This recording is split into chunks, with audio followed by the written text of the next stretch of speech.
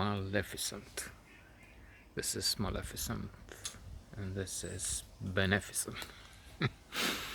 um, Critics have been, on average, unfavorable to this movie, and there are some variations there.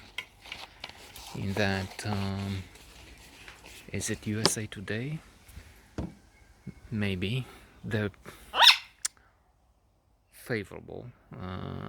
They insist on the fact that Angelina Jolie, the star of the movie Maleficent, together with Michelle Pfeiffer, Chiwetel Ejiofor is also one remarkable member of the cast. Elle Fanning, there are others, very good. So for some, the fact that Angelina Jolie fits well playing at the border between really but not quite perfectly evil, something like that, and having that role of mother to the younger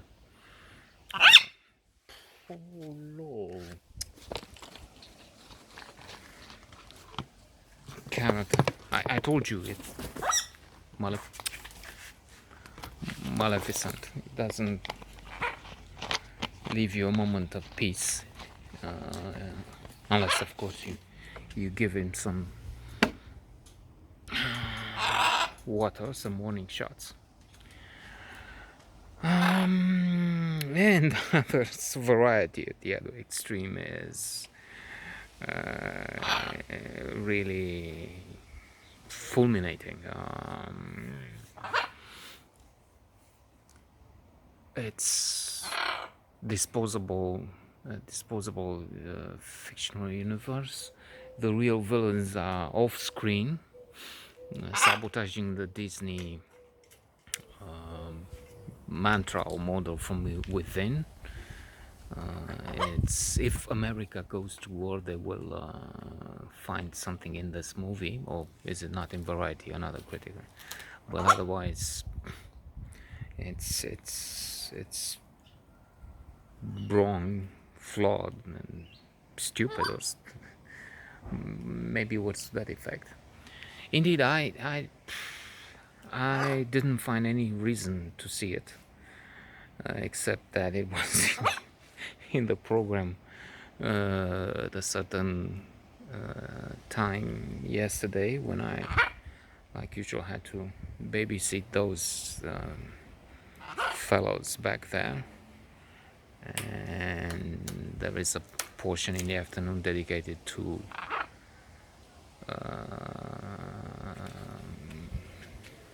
a good movie, hopefully, but then it doesn't always happen. So Maleficent was there, and although I didn't watch, I don't know about them. Once in a while, they're worried about the big birds flying over the screen. So special effects can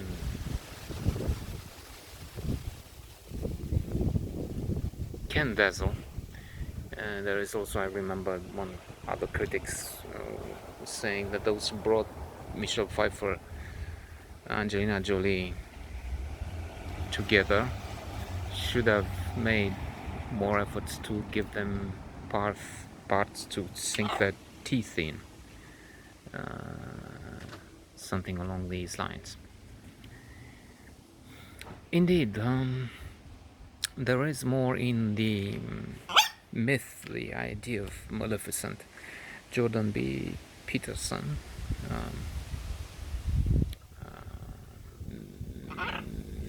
I was tempted to say maybe the thinker of the age, well, if not the age, key thinker of these years anyway. What I was looking for something to see what Google gives me on Stoicism.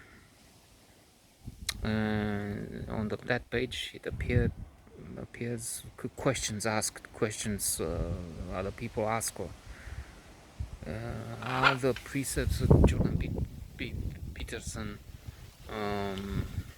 story. And I was thinking, well, this is an important. If I'm looking about a concept, which is not. So that's not his theme. That's not his.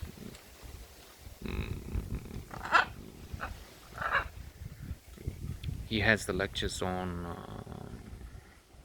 the biblical interpretations, the psychological interpretations of the biblical stories, and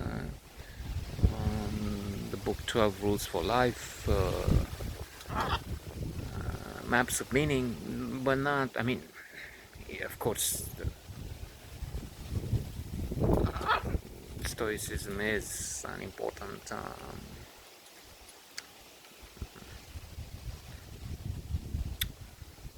concept. So he